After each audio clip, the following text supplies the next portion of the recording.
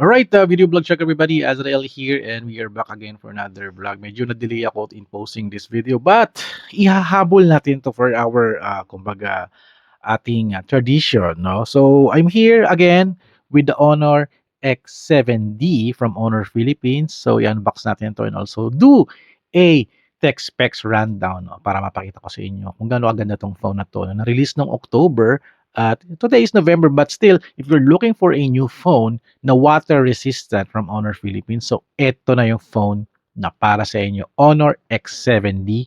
So before I unbox this, no, well, meron akong previous video na unbox ko na siya but hindi ako nakagawa ng tech specs rundown. But before I unbox it again, ito yung tech specs rundown ni Honor X7D. Alright, let's do this. Alright, ito na yung tech specs ni Honor X7D from Honor Philippines. Yung kanyang display, meron siyang 6.77 inches na TFT LCD display at meron siyang 16.7 millions of colors. At for the resolution ng display, it's a 720 by 16110 na resolution at meron siyang multi-touch gesture up to 10 touch points. Okay ito ah. At ang kanyang peak brightness is 850 nit HDR peak brightness. So that's the specs for the display. And for the body, meron siyang 208 grams na weight at meron siyang height na 166.89 at meron siyang width na 76.8 at yung kanyang depth or thickness is 8.24. So manipis na rin din siya. Ang pinakamaganda ng feature ng body nito, no, meron siyang 5-star SGS premium drop resistance at kayang-kaya niya to magkaroon ng drop resistance na 2 meters. So kung mahulog mo to accidentally, hindi siya masisira. Kayang-kaya niya mag-survive.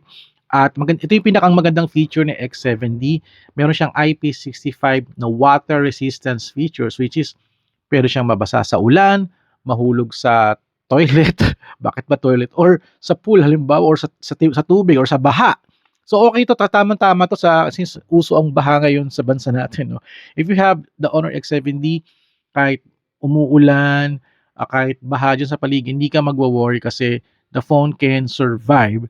At meron siyang super water resistance feature na 24-hour rain test. Nag-test sila ng 24-hour rain test at meron siyang full level dust resistance sa mga alikabok or sa mga dust. At meron siyang wet hand touch enhancement. It means that the phone, kahit basa yung kamay mo, kahit may sabon, may ginagawa ka, you can still operate the screen, no? At sa feature nito no, ni X7D, no, meron siyang AI button on the left side for a quick launch ng mga AI features ng mga meron dito si Honor X7D. Alright, let's move on to the CPU. Sa CPU, gumagamit siya ng Qualcomm Snapdragon 685. This is an octa-core CPU at gumagamit siya ng Adreno GPU na A610. So that's the CPU. And for the operating system or OS, gumagamit siya ng Magic OS 9.0 based on Android 15 which is very updated. And for the memory, pinakamaganda rito, no? Meron siyang 8 GB of RAM plus 256 GB of storage. This is for the online version which you can buy in Shopee, TikTok at Lazada. At for the local market, sa mga local stores, meron siyang 8 GB of RAM plus 512 GB of storage. Mas malaki to, mas maganda to, 512. At pinakamaganda rito, no, each of the models ni Honor X7D is meron siyang 8 GB of Honor RAM Turbo. Additional to, no, so totally, this is an 16 GB of RAM since gumagamit siya ng additional 8 GB Honor RAM Turbo which is you can, I think naka-on na to automatically, no? Which is maganda. For the camera specs ni Honor X7D, for the rear camera, meron siyang dual camera. This is the first one is 108 megapixel na may 1.75 aperture at isang 2 megapixel 2.4 aperture which is for this kind of style, no, wala siyang wide angle lens. So hanggang 1x lang talaga siya. At for the pag nag-video record kayo, can shoot up to 1080p 30 fps. At for the image resolution is 1200 by 9000 pixels for the image resolution. For the video resolution naman, it's 1920 by 1080p for the video resolution. At meron siyang rear single LED flash. For the capture mode ng rear camera, can do photo, video, portrait. May night mode, pro mode, watermark, HDR photo at marami pang iba pa. For the front camera naman, no, for the front camera ni X7D, it's isang lens lang naman to. It's a 8 megapixel na may 2.0 aperture. For the image resolution is 3264 by 2448 pixel. For the video resolution naman is 1920 by 1080p. You can do video record up to 1080p 30 fps. Capture mode niya is photo, video, and portrait. For the battery specs naman ni Honor X7D, gumagamit siya ng 6,500 mAh. Wow, malaki yung battery nito, matindi to. At meron siyang 35 watts na Honor Supercharge na kumbaga charging brick niya kasama at meron siyang 5 years durability. Matindi, 6,500 mAh. Malaki-laki na yung battery specs ito, no? Other specs ni Honor X7D, this is a 4G ready phone na may dual nano SIM. Wi-Fi niya is 2.4 GHz and 5 GHz at Bluetooth niya is 5.0. NFC ready na rin din siya. Meron siyang OTG support at gumagamit siya ng USB Type-C port at ang kanyang ear jack is USB Type-C. Meron siyang face recognition, fingerprint sensor, Honor sound, stereo amplifier at 400% volume na feature, no. Malakas yung volume ito. At gumagamit siya ng dual speakers. For the AI features, meron siyang AI features, no? Like the AI eraser, AI outpainting, and AI eyes open.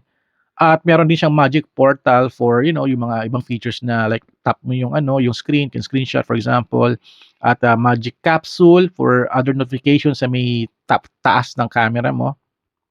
And for the body color naman, meron siyang desert gold, velvet black, at for the online version na ocean cyan. Ayan ang available niya for the body color. At for the SRP here in the Philippines, you can get the Honor X7D for a price of 9,999. 9,999 na for the 16GB of RAM plus 512GB of storage. And for the online version like for TikTok Shop, Shopee, and Lazada, you can get this at a price of 8,630. Medyo mababa na siya ngayon, no? For the 16GB of RAM plus 256GB of storage. Kung yung mga lower 256, nandun siya sa online. At for the 512, sa mga physical stores, no? So, ayun. So, unbox na natin to, no? Continue na natin. After that, meron ako mga test para makita nyo yung mga features nitong Honor X7D. Alright. Okay, let's do the unboxing. Let's do this.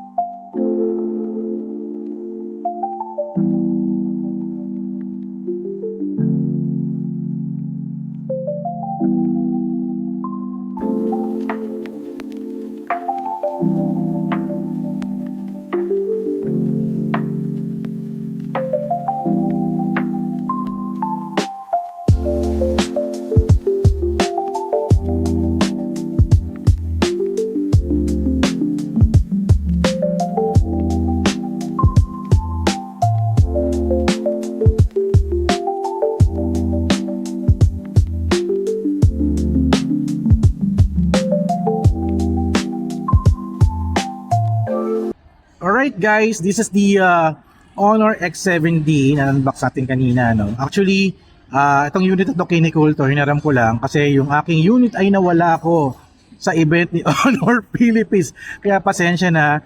At dito tayo ngayon sa Bonchon doing the hands-on test at hinaram ko yung phone kay Nicole. Nicole, kaway ka naman sa camera. Hi! Ayan si Nicole. Minute ko pa siya sa SM Sukat to do this hands-on test. Kasi nawala ko yung aking phone sa event at di ko na na-recover. So, ito yung itsura niya. Ito yung itsura ng phone. So, this is the dual camera niya. Ayan. Ito isang ilaw. Ito parang design lang para balance. And here's the Honor phone logo. So, ito yung kanyang kulay. Pagka gold color siya. Napakaganda, no? Nung unang akala ko pink eh. Pero di pala. It's a gold color siya. Yes, Desert gold, no? Desert gold. So, ito yung rear camera. And this is the front camera. Ayan, yung front camera niya. Ito siya. Sa taas, there's a parang dalawang bilog dito. That's I think that's the microphone. I guess pang small speaker, pang tawag. Sa left side is the AI button. Yung AI button is it will call. Ayan, yung AI mobile assistant. It will launch. Pagka in-on mo yan. Ayan. Kailangan mo na clean up. Parang pwede ka mag-add dito ng mga other commands. Parang shortcut na rin din siya. Ayan. Yan ang bago ngayon sa Honor Philippines na phones. Sa ilalim, it's the SIM tray. May microphone pin dito. USB Type-C port at saka grilled speaker here. So isa lang yung grilled speaker niya. No? Sa right side, it's the volume at also yung power button niya. And also it's fingerprint scanner.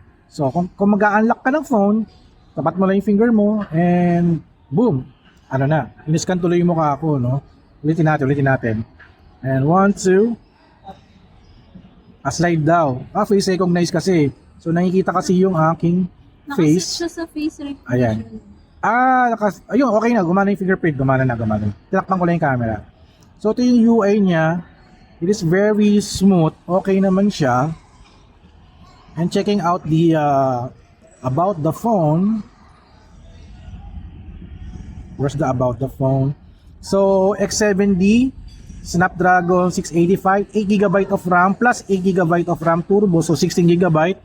So, 6,500 mAh of battery, 512GB of storage. So, napakalaki na itong storage nito, no? It's actually very decent siya, no? Yung camera niya, not that very good, but for me, okay na rin din. Hindi siya naglalag. Well, pag low light lang sa gabi o sa madilim, medyo suffer siya. But pag may mga ilaw, okay naman din. So, let me show you the camera. Yung camera niya may 1x, so wala siyang wide angle. Meron siyang 2x, 3x, up to 8x yung kanyang zoom. So, usually pag shoot kami, ayan, uy, grabe naman, no? 8x yan, napakalinaw. Diba? Kitang-kita yung mundo nun sa beads ni Nicole, no? Pati yung kuko, di ba? So, yung zoom niya, it's very okay na rin din. But yun nga lang, wala siyang wide angle. So, mag-shoot kayo, pag walang wide angle, gumagamit ako ng panorama. Ginaganyan ko na lang yan to get a wide angle shot. Yung kamukha niya, nag-sample ako. Yun yung pinakang wide angle niya. Pero pag wala siyang wide angle, ito lang ang makukuhanan mo. Portion lang ng table, no? Pero pagka nag-panoramic ka, ayun, no? May wide angle ka na, manual nga lang. So, nung ganun gagawin mo, effort lang. So, for the front camera, for the photo, ito, nakita nyo ako. No? So, wala siyang wide angle. So, ganyan lang siya, 1x lang naman din siya. At for the video naman, video is front camera, naka-wide angle na rin din to. 1080p up to Yan o yun, 1080. 30 fps, 1080p lang talaga siya. Pati yung rear camera niya, ganon din. 1080p, 30 fps. For the camera, 1x lang talaga, tsaka 2x, up to 8x lang yung kanyang zoom. So, 1x lang talaga siya. Yung nga lang, wala tayong way to get a wide angle. Kung ito lang meron kayo, pwede kayong bumili ng mga wide angle lens na kinakabit. Ilang other way lang magagawa natin. So, meron siyang night mode, portrait, photo, video, pro mode, at for more, dual video, slow-mo, panorama, time-lapse, stickers, high-res, scan document, tsaka storage. For dual video, gumagana siya. Ayan, dual video. Ayan, okay siya. Ayan. At for a recording test, check test natin, no? Doon tayo sa front camera. Okay, video vlog check everybody. Meron lang siyang konting glare lang sa likod ko, no? But the video for the front camera, Pero yung ano eh. medyo ano. Hindi, Punasan mo. happy yung pinuberan ko ba yung kanina? Ayan, okay na. Ayan, nagkaroon kasi ng smudge eh. Ngayon, okay na. Okay na siya. So, playback natin. Sabi nila kasi yung... Kinuveran mo kasi siya kanina, di ba? For the finger. Oh, ba't walang audio? Dito mo Ayun. Nakamute pala. Ayun. Okay naman yung audio ng audio. Okay naman pala yung audio for the recording. Okay lang. Dahil kasi sa one speaker siya, no? Well, for its price and specs, no? Well, for me, okay lang. Pang reels, pang TikTok. Ayan. Hi. Ayan. Sulta ka. nakita ko, ayan. Wala yung zoom. O yan. Wala tayong makeup today. Nag-ano tayo, pakita natin si Nicole for the rear camera test. Okay na rin din eh. Nakita ko. Oh, walang makeup pero gaya smooth naman ang mukha. Oh, di ba? May beautification pa yan. Yan talaga Beautification. yan talaga yung tsura ni Nicole na yan. Ayan. Ito ang tsura niya. Nakita ko. Filter Oh, yan. diba? Yan naka-filter yung video. Walang filter. Ang video, zero beauty. Kita nyo naman, yun talagang beauty ni Nicole Paler, di ba? Di ba? Nambola pa tayo eh. Nambola pa tayo. Walang beautification to. Talaga yung tsura niya. Walang makeup. So, ayan. Ano pa bang testing natin? So, usually, ganoon naman talagang may tayong sample photos dito kanina. Pakita ko na lang din Yung pro, I think yung pro ng meron one time. Alin pro? This one. Kinunan kita eh. Where is that? Ito yung event ng Honor X7D. Nasa swimming pool kami sa Tanza. Ito, That's ayan. what you can do with the pro. Ito yung pro mode sa X7D. Nagpoy-poy ako gamit ng dalawang phone. At after niya, nawala nga yung phone ko. Nawala yung phone ko ni X7D. Nahulog sa tubig, hindi ko na nakita. So, ito siya. Yung mga tawag dito, slow, tawag dito? So, basta yung light Light trails. Light painting si Ria. Ito yung sa event ng Honor X7D. Ayan. So, sa low light, okay naman din siya ng konti. Sa low light. Actually, ito nga yung phone eh. May pag-games kasi kami dun eh. Hanapin mo yung phone sa swimming pool. At si Nicole, pakita ko na rin to. Front camera to. Okay na rin din for the front camera, di ba? Tapos may mga shots ako dito kanina. Using the X7D, ito. Boncho, medyo dim lang pala yung ilaw nila kanina, no? Ayan. Si Nicole, ayan. Portrait mode yan. Ayan, X7D. Ayan. May makeup. At ito, kung nag-selfie ako kanya, medyo pale lang yung ilaw niya kasi yung front camera niya mababa yung megapixel eh. So ito yun. Actually low light to, Sobrang madilim yan. Sobrang dilim pa yung front camera niya. It's good. It's good. Ayun ako. Ayan. Tapos nalasing to. Sino nakawala ng phone? So ako yung nawala ng phone. So ito nagmi-mix yung ilaw tsaka yung darkness. Kaya-kaya naman. Ayan. Ayan, wave pool sa Tanza Resort. So, ayan, Honor. Okay siya. Buti na lang kasi hindi ko nagamit yung phone ko kasi nagkaroon siya ng fog. Kasi nabasa ng tubig, nagka-fog, so hindi ko siya nagamit. Tapos nung nilagay ko sa bulsa ko, nahulog pala, so hindi ko nakita. Yun namin.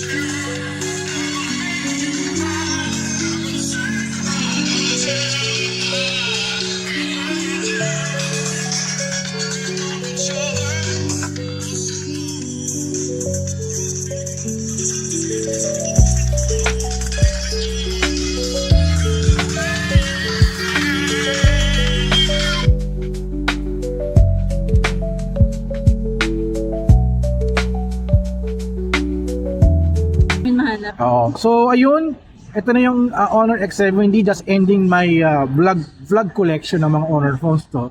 Well, finally, nakagawa tayo ng test at hahanap tayo ng bagong replacement for my Honor X70.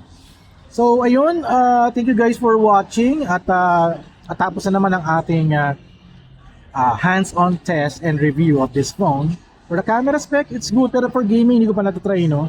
Mukhang hindi ko na siya matry kasi wala na akong X70. But dito pa lang is, mapakita ko na sa inyo yung kanyang performance. So ayun, thank you guys for watching. So don't forget to subscribe, like, and comment. And I'll see you guys at the next video vlog. Panoorin nyo yung video ko. Pag, Shout out pag kay sa Nicole. gaming. Shout out kay Nicole Paler. Follow siya sa YouTube, sa TikTok. Also, Facebook page at Chickmix. Ayun. Alright, kita kids. At see you at the next video vlog and Honor Phones video. Alright.